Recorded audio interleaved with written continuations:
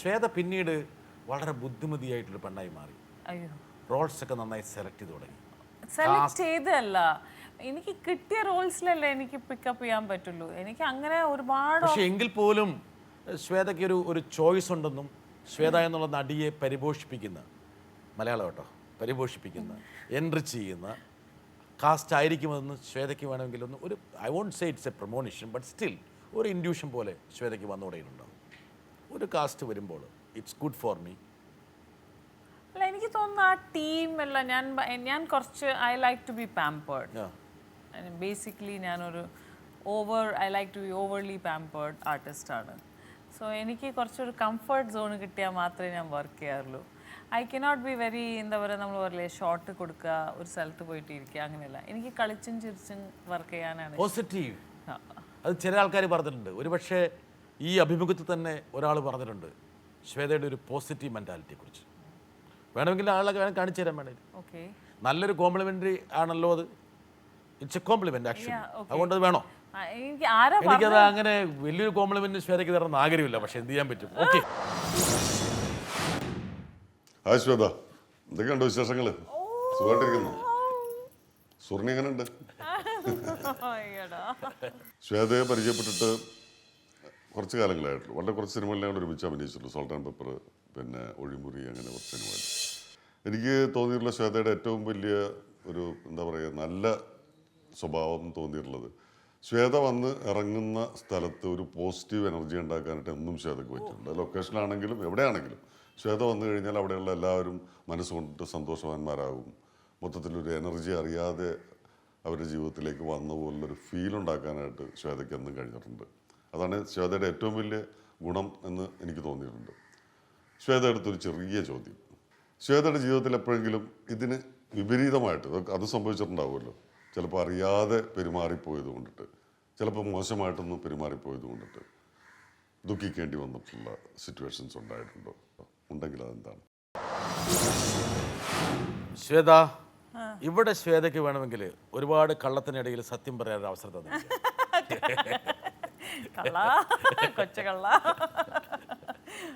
It's an opportunity to be candid, Oh my to God. confess. Oh, really? Yeah, Oh, yeah. exactly. Okay. വേണം നോക്കിയോ, try കൊടുക്ക്. അല്ല, എനിക്ക് ഇപ്പോൾ specially ഞാൻ ആദ്യം അത്ര എക്സ്പ്രസ് ചെയ്ത് ആൾക്കാരോട് സംസാരിക്കാറുണ്ടായിരുന്നില്ല. ഒരുപാട് കാര്യങ്ങൾ എനിക്ക് പറയാമായിരുന്നു എന്ന് എനിക്കിപ്പോൾ തോന്നാറുണ്ട്. Lot of things to lot of people. അപ്പോൾ പെർട്ടിക്കുലർലി എനിക്ക് ഈ ഇൻസിഡൻറ്റ് എന്ന് പറഞ്ഞാൽ എനിക്ക് പിക്കപ്പ് ചെയ്യാൻ പറ്റില്ല. എൻ്റെ പേഴ്സണൽ ലൈഫ്, എൻ്റെ choices of relationships or kind of anything. അപ്പോൾ അങ്ങനെയെല്ലാം എനിക്ക് തോന്നിയിട്ടുണ്ട്. പക്ഷെ ഇപ്പോൾ ഞാൻ എന്താ പറയുക, കുറച്ചും കൂടി എക്സ്പ്രസ് ചെയ്യാൻ തുടങ്ങിയിട്ടുണ്ട്. കുറച്ചും കൂടി ഞാൻ വേർബലായിട്ട് എൻ്റെ ഫീലിങ്സ് പറയാറുണ്ട്. യുനോ ലൈക്ക് എനിക്ക് ഭയങ്കര ഇഷ്ടമുണ്ടെങ്കിൽ I love you or I hate you, അങ്ങനെ ഓൾ ദീസ് തിങ്സ് ഞാൻ ഇമ്മീഡിയറ്റ്ലി അപ്പോൾ പറയും. അപ്പോൾ എനിക്ക് തോന്നുന്നു ആ ഒരു ക്വാളിറ്റി ആദ്യം ഉണ്ടായിരുന്നില്ല. അതുകൊണ്ട് ചിലപ്പോൾ ലൈക്ക് എൻ്റെ പ്രൊഫഷണലി എനിക്ക് എന്താ പറയുക, ഫോൺ എടുത്തിട്ട് ആരെങ്കിലും വിളിച്ചിട്ട് എനിക്ക് വർക്ക് ചെയ്യണം എന്നങ്ങനെ ആ ഒരു ഇതുണ്ടായിരുന്നില്ല, ധൈര്യം ഉണ്ടായിരുന്നില്ല. പിന്നെ പേഴ്സണലി എൻ്റെ like my previous relationships, boy ഫ്രണ്ട്സോ എനിത്തിങ്, അവരെന്തെങ്കിലും എന്നെ ഹേർട്ട് ചെയ്തിട്ടുണ്ടെങ്കിൽ എനിക്ക് അവരോട് പറയണം, അല്ലാതെ അവർ ദേഷ്യം പെടണം, അല്ലാതെ അവരോട് തുറന്ന് പറയണം ഇത് എനിക്ക് ഇഷ്ടപ്പെടുന്നില്ല, അതൊന്നും പറയാറുണ്ടായിരുന്നില്ല. സോ ഐ തോട്ട് ദാറ്റ് നമ്മൾ ഈ ബോട്ടിൽഡ് അപ്പ് ഇമോഷൻസായി വെച്ചിട്ട് ഒരുപാട് എനിക്ക് എന്താ പറയുക സെറ്റ് ബാക്ക്സ് ഉണ്ട്. അത് ഇപ്പോൾ ഇല്ല. ഇപ്പോൾ എനിക്ക് എന്തെങ്കിലും തോന്നുന്നുണ്ട്, അല്ലാതെ എനിക്ക് ഫോൺ എടുത്ത് ആരെങ്കിലും സംസാരിക്കണമെങ്കിൽ ഞാൻ അവർ എന്താ ആലോചിക്കണമെന്ന് വിചാരിക്കില്ല. ഞാൻ ഫോൺ എടുത്തിട്ട് അവരെ വിളിക്കും. ലാല് ചോദിച്ചതൊന്നുമല്ല. അല്ല, ഞാൻ പറയുന്നത് അങ്ങനെയല്ല. ലാൽ ചോദിച്ചാൽ അങ്ങനെയല്ലെന്ന് പറഞ്ഞാൽ, ലാല് ചോദിച്ചത് ജീവിതത്തിൽ ഈ പോസിറ്റീവ് എനർജി ആൾക്കാർക്ക് ഈ പറഞ്ഞ പോലെ ഡിസമിനേറ്റ് ചെയ്ത് കൊടുക്കുന്നുണ്ട്. പക്ഷെ അതുപോലെ ശ്വേത റിഗ്രറ്റ് ചെയ്യുന്നൊരു മുഹൂർത്തം, അതായത് അത് ചെയ്യാനേ പാടില്ലായിരുന്നു, ഇടയ്ക്ക് ആലോചിക്കുമ്പോൾ ഒരു ചെറിയൊരു വിങ്ങൽ. അങ്ങനെയല്ല, ഇപ്പൊ ഒന്നുമില്ല. സത്യം കള്ളം പണ്ടുണ്ടായിരുന്നു. ലാസ്റ്റ് ടൈം നമ്മൾ കണ്ടപ്പോൾ ഒരുപാട് കാര്യങ്ങളുണ്ടായിരുന്നു. ഇപ്പൊ ഒന്നുമില്ല. ലാസ്റ്റ് ടൈം ഒരുപാട് കാര്യങ്ങൾ പറഞ്ഞിരുന്നുണ്ടോ? അതന്നെ. അതെല്ലാം പോയാ മാഞ്ഞു, മാച്ചു. ഇപ്പൊ ഒന്നും അങ്ങോട്ട് പോകുന്നില്ല. ഇതൊക്കെ മനുഷ്യന്മാർക്ക് അങ്ങനെ മറക്കാൻ പറ്റുമോ? മറക്കാൻ പറ്റും. ഞാൻ പറഞ്ഞ ഇതിന് മുമ്പേ ഞാൻ പറഞ്ഞ ഇതൊരു കൾട്ടിവേറ്റഡ് സ്വഭാവമാണ്, അതൊരു ആർട്ടിഫിഷ്യാലിറ്റി അല്ല. അല്ല. നമുക്ക് നമ്മളുടെ ഡെസ്റ്റിനി മാറ്റാം, നമുക്ക് നമ്മളുടെ സ്വഭാവങ്ങൾ മാറ്റാം, നമ്മൾക്ക് നമ്മളെ ശുദ്ധീകരിക്കാം.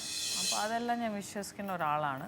സോ ഐ തോട്ട് എൻ്റെ കുറച്ച് നെഗറ്റീവ് പോയിന്റ്സ് ഉണ്ട്, അത് ഞാൻ മാറ്റും എന്ന് പറഞ്ഞാൽ ഞാൻ മാറ്റും. ഏത് നെഗറ്റീവ്സ് ശ്വേതയിൽ ലൈക്ക് എന്താ പറയുക, തുറന്ന് സംസാരിക്കുന്നില്ല, എക്സ്പ്രസ് ചെയ്യുന്നില്ല, കുറച്ച് കാര്യങ്ങൾ ഹേർട്ട് ചെയ്യുമ്പോൾ ഞാൻ അവരോട് പറയാറില്ല, ഇങ്ങനെ ഉള്ളിൽ വെച്ച് നമ്മൾ എക്സ്പ്രസ് ചെയ്യാതെ ഇരിക്കുക. അപ്പോൾ അങ്ങനെ അതെല്ലാം ഞാൻ മാറ്റിയിട്ട് ഞാൻ പറഞ്ഞു നോ, ഐ വിൽ ചേഞ്ച്. പിന്നെ എന്താ പറയുക, എന്തെങ്കിലും ഹേർട്ടായി കഴിഞ്ഞാൽ ഭയങ്കര ഞാൻ സെൽഫ് പണിഷ് ചെയ്യും, ലൈക്ക് കരയും, അല്ലാതെ അത് ഒരുമാതിരി. അപ്പോൾ ഐ തോട്ട് വൈ ചില നമ്മുടെ നാടൻ പെണ്ണുങ്ങൾ കാണിക്കുന്നത് നെഞ്ചത്തൊക്കെ ഇടിച്ച് കരയാറുണ്ട്. അല്ല, അങ്ങനെയൊന്നും ഞാൻ ചെയ്യാറില്ല. അതൊന്നുമില്ല. വൈ സ്പോയിൽ നെഞ്ച്. വളരെ സതുദ്ദേശമായൊരു ചോദ്യത്തെ വളച്ചൊടിക്കുകയാണ്. അപ്പൊ അങ്ങനത്തെ ഒരുപാട് കാര്യങ്ങൾ I have cultivated myself in to.